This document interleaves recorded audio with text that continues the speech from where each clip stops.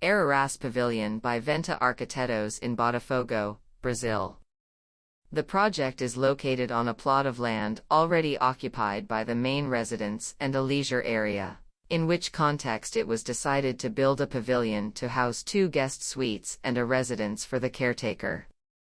The area earmarked for construction has a steep slope, around 60%, and an important group of trees to be preserved. It is also a passageway between a group of cherry trees, located on the highest part, and trees considered native, in the lower part of the area. One aspect that largely determined the design and construction strategy was the time available for all stages, including the construction work, which was 200 days.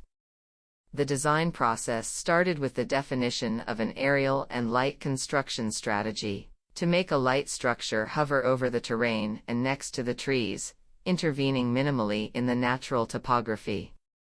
To this end, it was decided to assemble the program in a single elevated volume, supported by a line of 4 deep foundations. The layout of this volume and its division into 2 parts are direct consequences of the layout of the existing trees.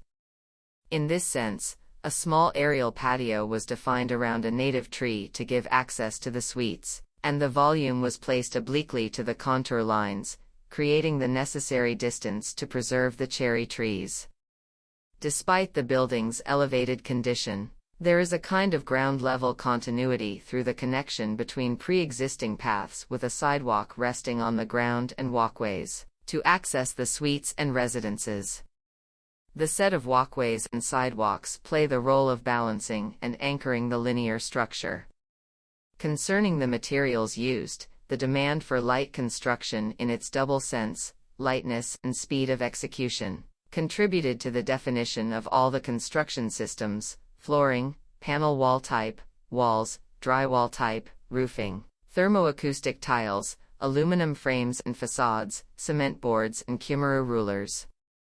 The difference between the front and back facades, the former with vertical wooden strips and the latter with graphite paint, is due to the surroundings. When we visited the site for the first time, in the last week of July, we came across the cherry blossom trees, which only bloom once a year and last only 2 weeks.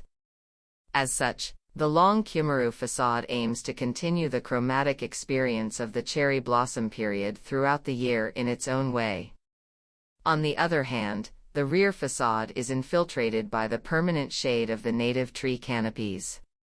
As such, the dark treatment of all the materials on this facade shares the same desire for continuity with the surroundings.